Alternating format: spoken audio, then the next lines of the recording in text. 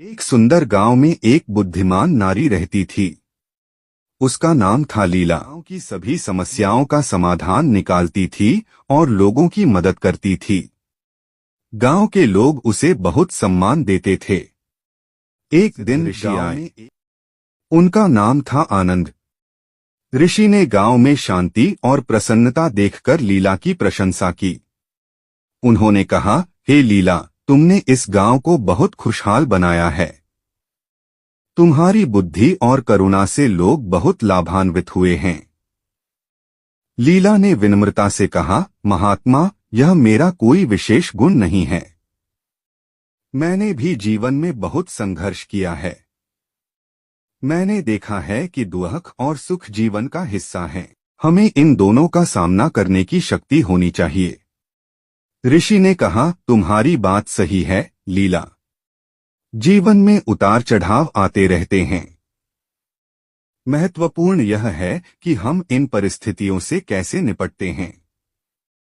हमें धैर्य और शांति बनाए रखनी चाहिए। लीला ने पूछा, महात्मा, आप जीवन में क्या सीखे हैं?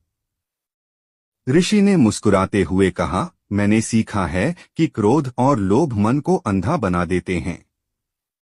हमें इनसे दूर रहना चाहिए। हमें दूसरों की मदद करनी चाहिए और हमेशा सत्य का मार्ग अपनाना चाहिए। लीला ने कहा, महात्मा बहुत सार्थक हैं। मैं इन बातों को हमेशा याद रखूंगी। ऋषि ने कहा, लीला, याद रखो, ज्ञान केवल किताबों में नहीं मिलता है। यह जीवन के अनुभवों से भी सीखा जा सकता है। हर व्यक्ति के पास कुछ न कुछ। विक्रम एक प्रतिभाशाली युवक था। पढ़ाई में अव्वल, खेलों में दक्ष और कला में रुचि रखने वाला। लेकिन जीवन ने उसके साथ एक ऐसा खेल खेला कि वह धीरे धीरे खुद को ही भूलने लगा। सब कुछ एक दिन में ही बदल गया। एक सड़क दुर्घटना ने उसके माता पिता को छीन लिया। अकेलापन उसे घेरने लगा। घर जो कभी खुशियों का घर था, अब एक खालीपन सा लगने लगा। दोस्तों के साथ खेलने का मन नहीं करता था। पढ़ाई में मन नहीं लगता था। दुनिया से कटने लगा। दिन भर अपने कमरे में बंद रहता।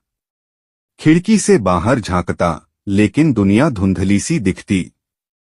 लोग आते जाते, हंसते खेलते, लेकिन उसके लिए सब कुछ बेजान सा लगता।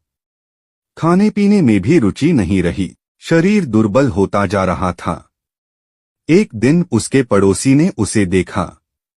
उनकी चिंता बढ़ गई। उन्होंने समझाया, विक्रम, इस तरह से जीवन व्यर्थ नहीं जाएगा। तुम्हारे माता पिता भी यही चाहते होंगे कि तुम खुश रहो। विक्रम ने सिर झुका लिया। उसे पता था कि वह गलत कर रहा है, लेकिन खुद को संभाल नहीं पा रहा था। पड़ोसी ने उसे एक पुस्तकालय में ले गए। वहां किताबों की दुनिया ने उसे एक नया रास्ता दिखाया। उसने साहित्य पढ़ना शुरू किया। कवियों की रचनाओं ने उसके मन को छुआ। लेखकों के विचारों ने उसे सोचने पर मजबूर किया। धीरे धीरे उसे जीवन का एक नया अर्थ दिखने लगा। उसने महसूस किया कि वह अकेला नहीं है। दुनिया में भी ऐसे लोग हैं जिन्होंने दुख झेले हैं, लेकिन उन्होंने जीवन से हार नहीं मानी। उन्होंने अपने दुखों को अपनी ताकत बनाया। उसने खुद को साहित्य की दुनिया में खो दिया। लिखना शुरू किया। अपने दुखों को शब्दों में ढालने लगा। धीरे धीरे उसके अंदर एक नई ऊर्जा का संचार हुआ। उसने सोचा, मेरे माता पिता चाहते होंगे कि मैं कुछ करूं। मैं अपने जीवन को सार्थक बनाऊं। उसने एक साहित्यिक संस्था बनाई। युवाओं को लेखन के लिए प्रोत्साहित किया। उनकी प्रतिभा को निखारा। धीरे धीरे वह फिर से उसी विक्रम बन गया जो कभी हुआ कर खुश, संतुष्ट और जीवन से जुड़ा हुआ। उसने महसूस किया कि दुख ने उसे तोड़ा नहीं, बल्कि मजबूत बनाया। एक युवक सबको धोखा देने लगा, पत्नी समझाती है। एक कहानी जो हर किसी